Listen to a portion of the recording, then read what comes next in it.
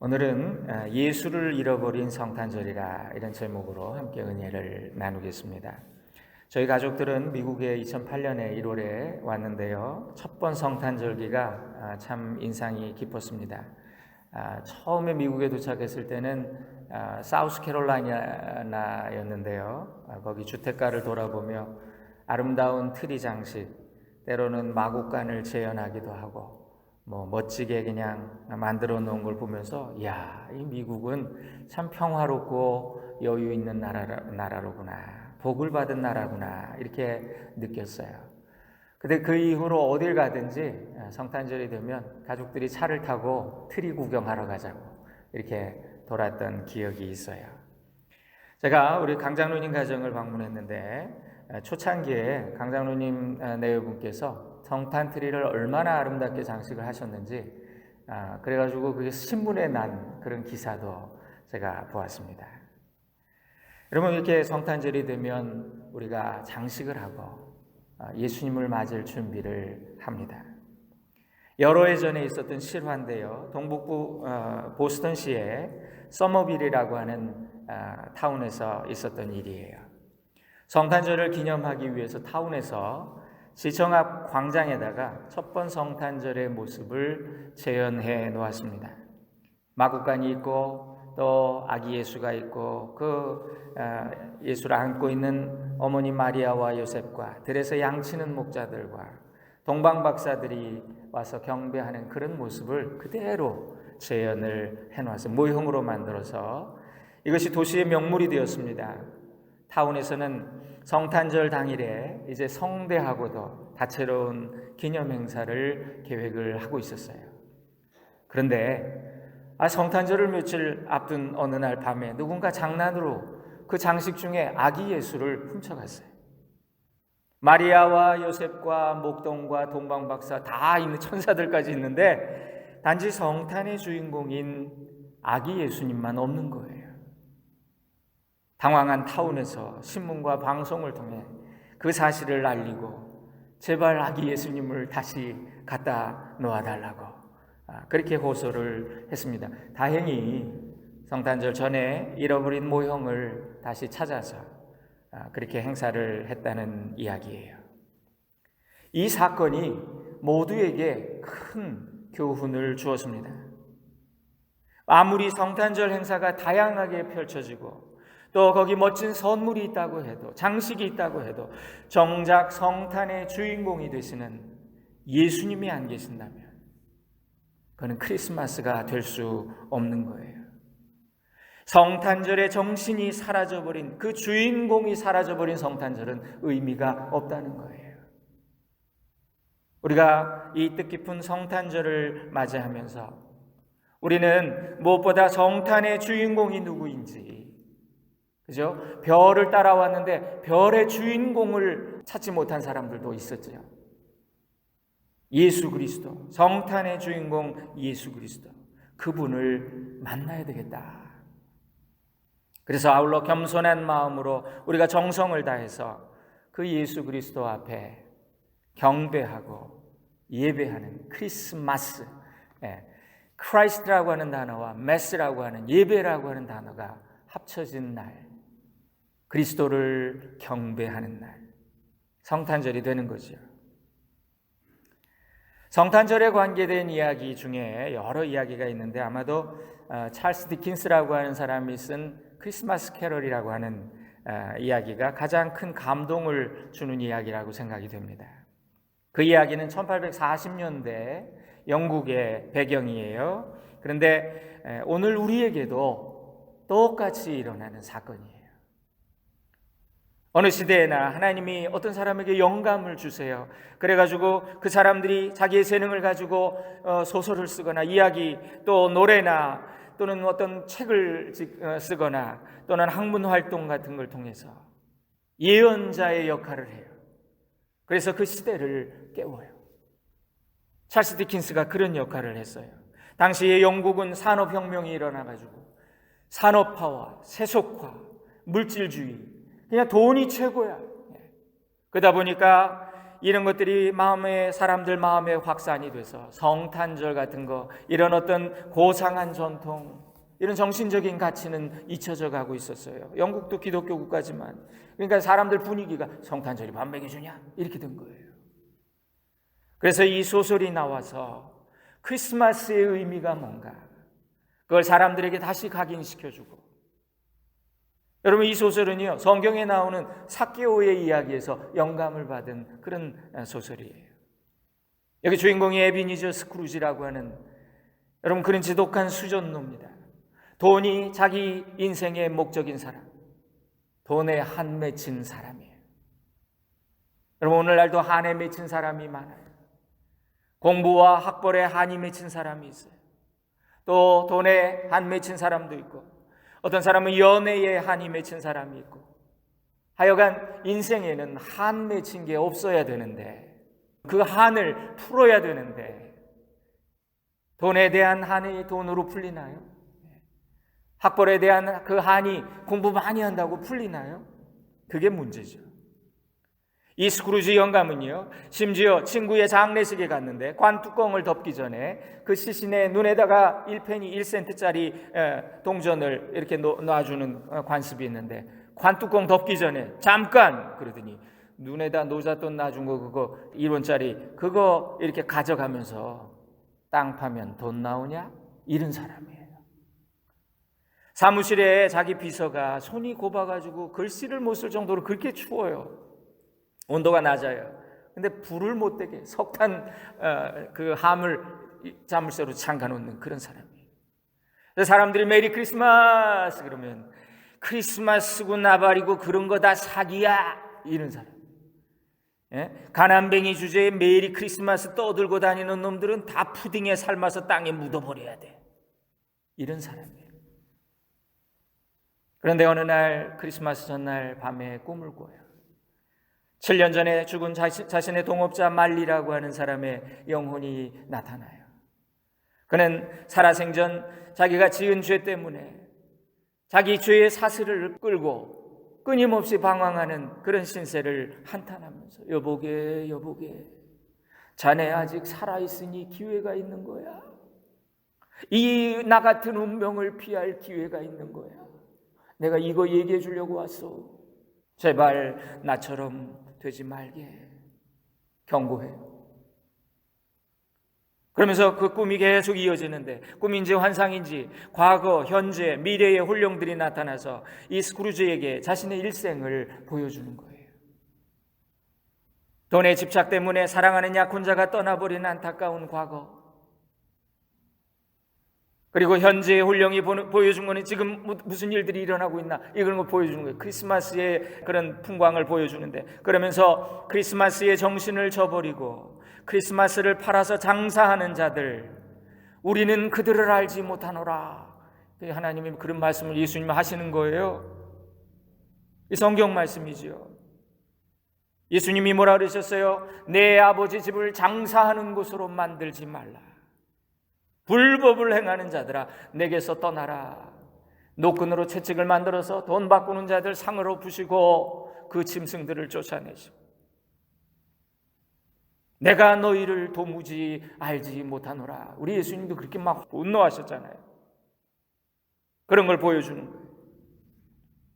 그러면서 이 혼령이 스크루지에게 자기 사무실에서 일하는 그 착한 서기, 자기 비서, 자기가 늘 착취합니다, 학대합니다, 그 크라치시라고 하는 그 사람, 그 집을 보여주는 거예요.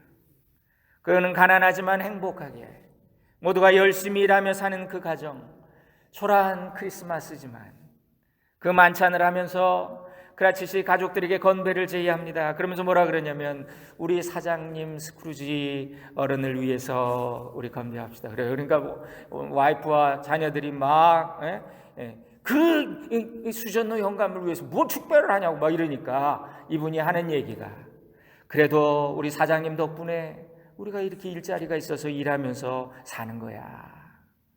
심지어 와이프도 말립니다. 그런 지독한 구두쇠 영감을 위해서 건배한다고 화를 내는데, 여보 이게 크리스마스 정신이잖아. 그러면서 모두에게 복을 비는 크리스마스를, 그 정신을 얘기해 주는 거예요. 그 집에는 다리가 부러진 어린 아들이 있었습니다. 그러면서 홀령이 스크루지에게 말하는 거예요. 지금 저 아이는 지금 현재를 바꾸지 않으면 쟤는 금방 죽을 거야.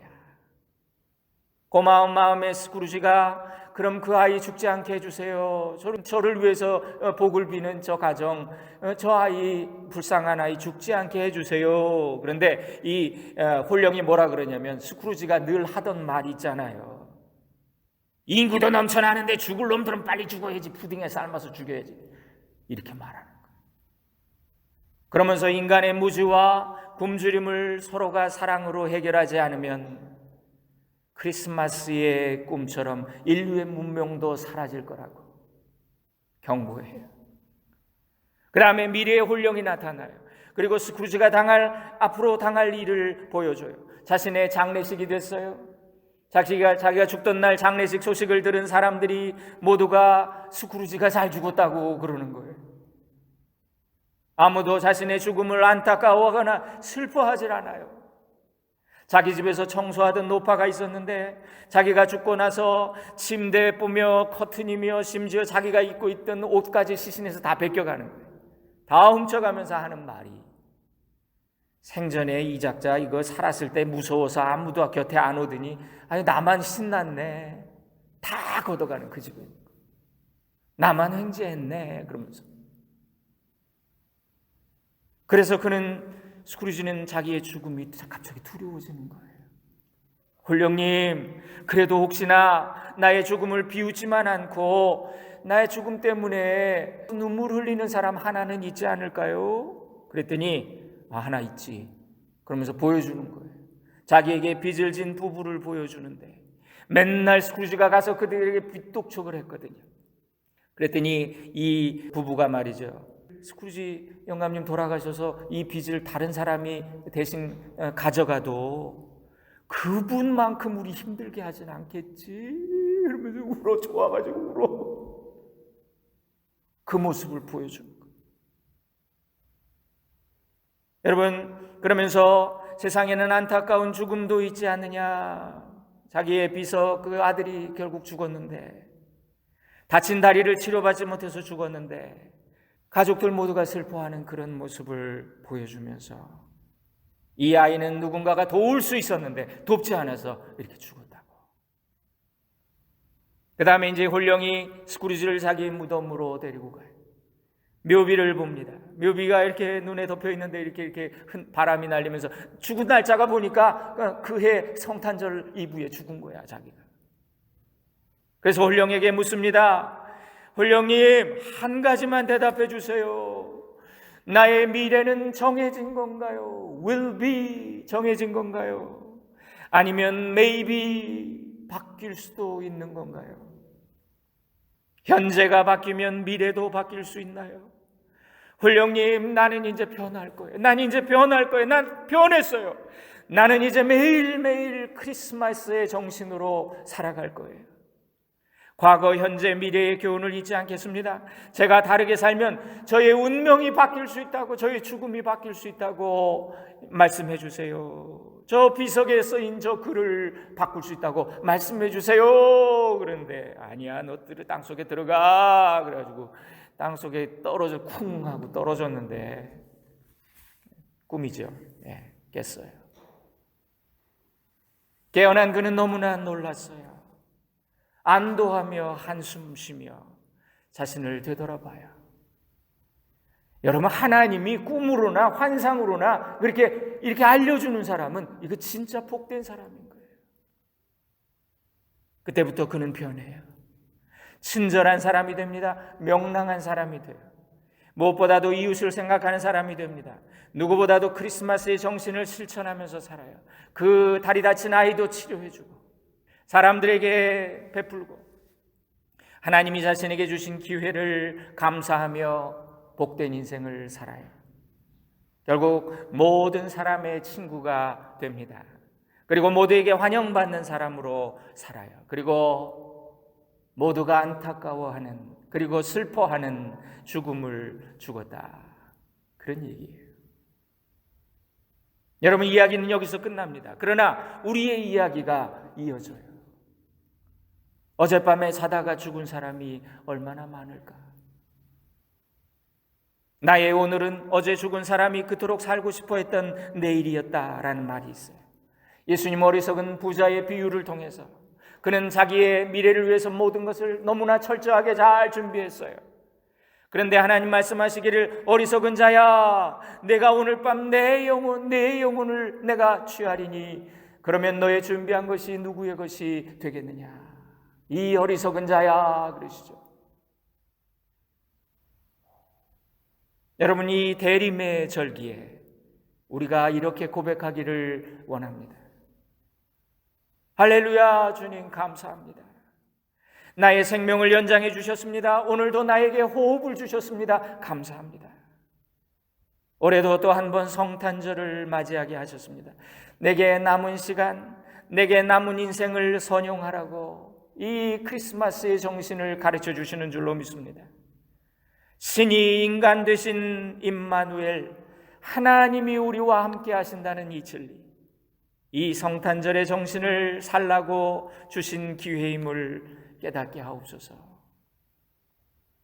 아직 내게 생명과 호흡이 있는 그 시간, 하나님의 아들이 죄 많은 이 땅에 오신 그 의미, 그 성탄의 마음을 실천하며 살게 하옵소서.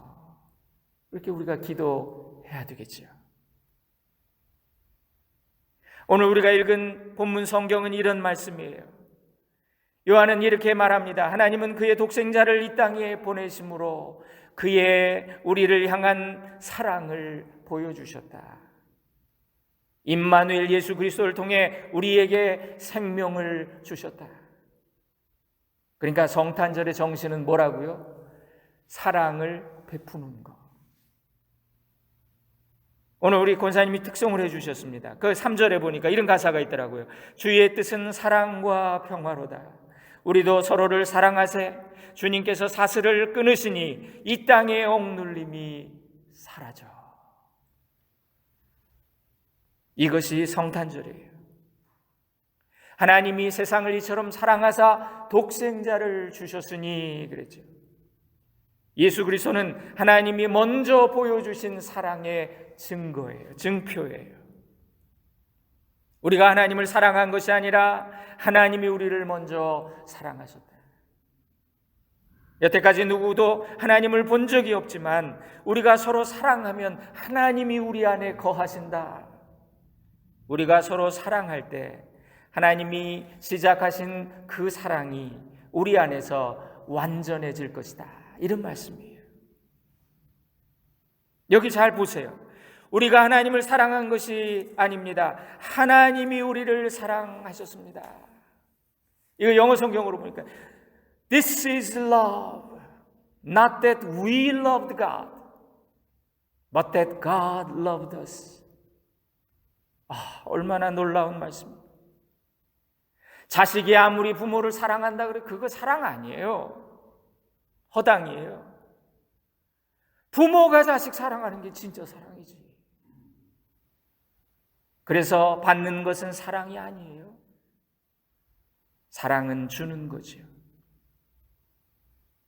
그래서 하나님의 사랑이 없으면 인간은 사랑할 수 없어요.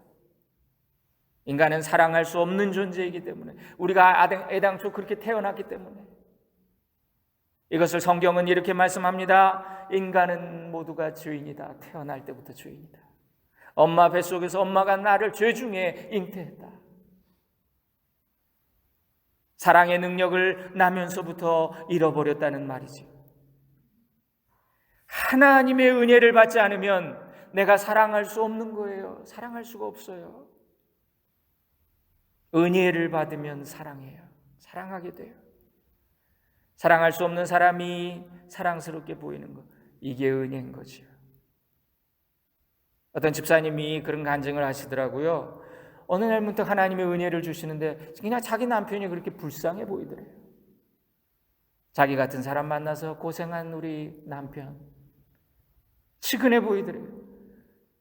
이게 은혜구나. 은혜를 받으면 평소에 우스워 보이던 남편이 그저 고맙고 사랑스럽게 보인다는 거예요. 은혜를 받으면 맨날 짜증나는 잔소리꾼 그 아내가 측은하고 사랑스러워 보인다는 것. 은혜 받기 전에는 어떤가요? 예? 교회 수십 년 다녔는데 맨날 하는 말이 아유 내가 그냥 어쩌다 저런 인간 만나서 이 고생을 하나 그냥. 은혜 없는 거예요. 이처럼 인간은 은혜가 임해야 사랑할 수 있어요. 저와 여러분이 이 은혜 받기를 축원합니다.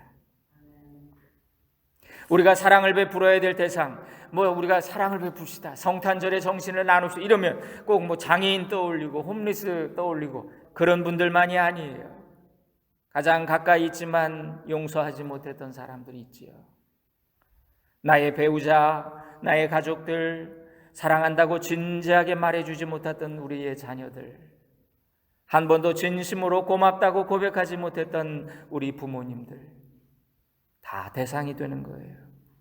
여러분, 오늘 예배 끝나고 돌아가면 제가 돌아가셔서 숙제 하나씩 다 내드리겠습니다. 생각나는 사람, 아쉬운 사람한테 꼭 전화하세요.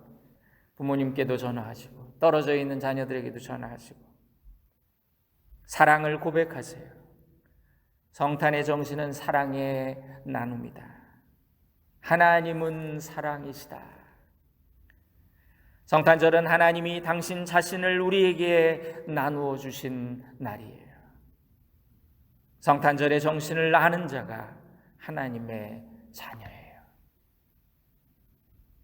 자, 일주일 남았습니다. 올해 성탄절에는 우리 모두가 성탄의 정신으로 주님의 사랑으로 온전해지기를 주님의 이름으로 축원드립니다. 기도하겠습니다. 주님, 당신은 태어나 사랑하시고 사랑함으로 죽으실 일 하나로 저희에게 오셨습니다.